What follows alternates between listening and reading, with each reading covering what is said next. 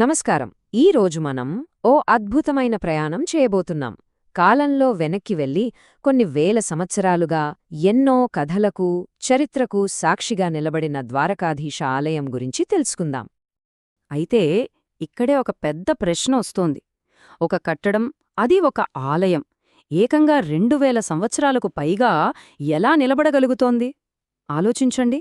ఎన్నో తుఫానులు, మరెన్నో దండయాత్రలు, వీటన్నిటినీ తట్టుకుని ఎలా నిలబడింది? దానికి సమాధానం ఒక్కటే: పునర్నిర్మాణం. అవును, ఈ ఆలయం వెనుక ఉన్న కథ ఓ అద్భుతమైన పునరుత్థానగాథ. ఒక ఫీనిక్స్ పక్షి బూడిద నుంచి మళ్లీ ఎలాగైతే పుడుతుందో, అలాగే ఈ ఆలయం కూడా ఎన్నోసార్లు కూల్చివేయబడినా మళ్లీ అంతే వైభవంగా నిలబడింది. ఆ కథేంటో ఇప్పుడు చూద్దాం. సరే, ముందుగా ఈ ఆలయం యొక్క అసలు గుర్తింపేంటో తెలుసుకుందాం. దీని అసలు పేరు జగత్ మందిర్, అంటే ప్రపంచానికే ఆలయం అని అర్థమన్నమాట. పేరుకు తగ్గట్టే ఇది ద్వారకను పాలించిన ఆ జగన్నాథుడికి, శ్రీకృష్ణుడికి అంకితం చేయబడింది. ఇక ఈ ఆలయానికి ఉన్న ప్రాముఖ్యత గురించి చెప్పాలంటే, ఇది హిందూ మతంలో అత్యంత పవిత్రంగా భావించే చార్ధామ్ యాత్రలో ఒక కీలకమైన భాగం. అంటే భారతదేశం యొక్క 4 దిక్కులలో ఉన్న అత్యంత పవిత్ర స్థలాలను కలిపే యాత్ర ఇది. ఇందులో ద్వారక పశ్చిమ దిక్కున ఉన్న మహాపుణ్యక్షేత్రం. ఇంతటి ఆధ్యాత్మిక ప్రాముఖ్యతే కాదు, నిర్మాణపరంగా చూసినా కూడా ఇది నిజంగా ఓ అద్భుతం. సున్నపురాయి, ఇసుకరాయితో కట్టిన ఈ కట్టడం చూడ్డానికే భక్తికి ఒక రూపమిస్తే ఎలా ఉంటుందో అలా ఉంటుంది. ఆలయం యొక్క ప్రధాన గర్భగుడిని చూస్తే అది ఏకంగా 5 అంతస్తుల ఎత్తులో ఆకాశాన్ని తాకుతోందా అన్నట్టుగా ఉంటుంది. అంతేకాదు, ప్రతి అంతస్తులోనూ ఎన్నో పురాణగాథలను కళ్లకు కట్టినట్లు చూపించే అద్భుతమైన శిల్పాలుంటాయి. ఇంత పెద్ద నిర్మాణానికి ఆధారం ఏంటి అనుకుంటున్నారా? ఏకంగా 72 భారీ స్తంభాలు. ఇవి కేవలం రాతి స్తంభాలు మాత్రమే కాదు, ఈ ఆలయం యొక్క బలానికి, దాని ఆధ్యాత్మిక శక్తికి అసలైన ప్రతీకలు. ఈ ఆలయంలోని ప్రతీదీ ఒక కథే చెబుతోంది. చివరకు దాని ద్వారాలు కూడా. ఇక్కడ 2 ముఖ్యమైన ద్వారాలున్నాయి. ఒకటి ఉత్తరం వైపు ఉండే మోక్షద్వారం. ఇది బయట ఉన్న నగర మార్కెట్లోకి దారితీస్తోంది, అంటే ప్రాపంచిక జీవితానికి ప్రతీక. ఇక రెండోది దక్షిణం వైపు ఉండే స్వర్గద్వారం. ఇది ఏకంగా 56 మెట్ల ద్వారా పవిత్రమైన గోమతీ నది దగ్గరకు తీసుకెళ్తుంది. ఇది ఆధ్యాత్మిక మార్గాన్ని సూచిస్తుందన్నమాట.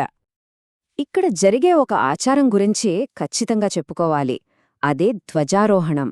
మీరు నమ్మరు, ఏకంగా 50 అడుగుల పొడవైన జెండాను రోజుకు 4 సార్లు మారుస్తారు.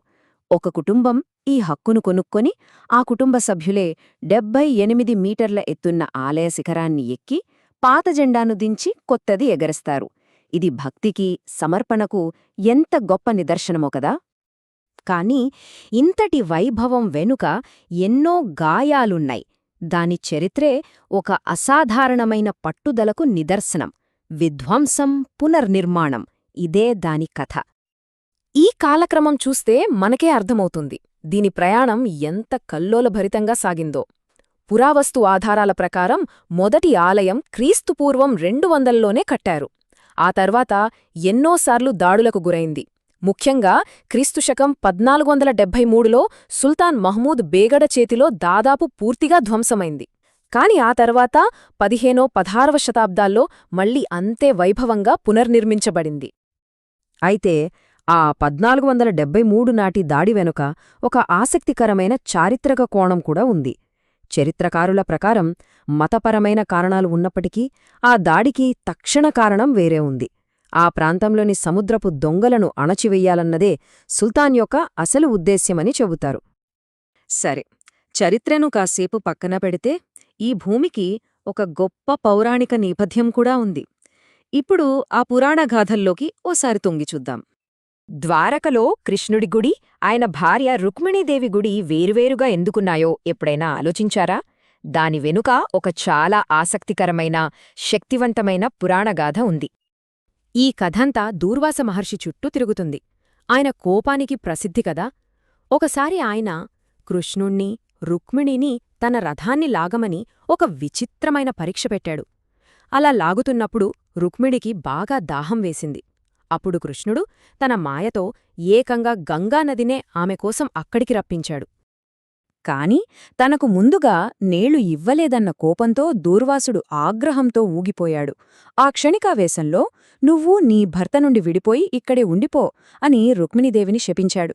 ఆ శాపం కారణంగానే నేటికీ రుక్మిణీ ఆలయం కృష్ణుడి ప్రధాన ఆలయానికి దూరంగా వేరుగా ఉంటుంది.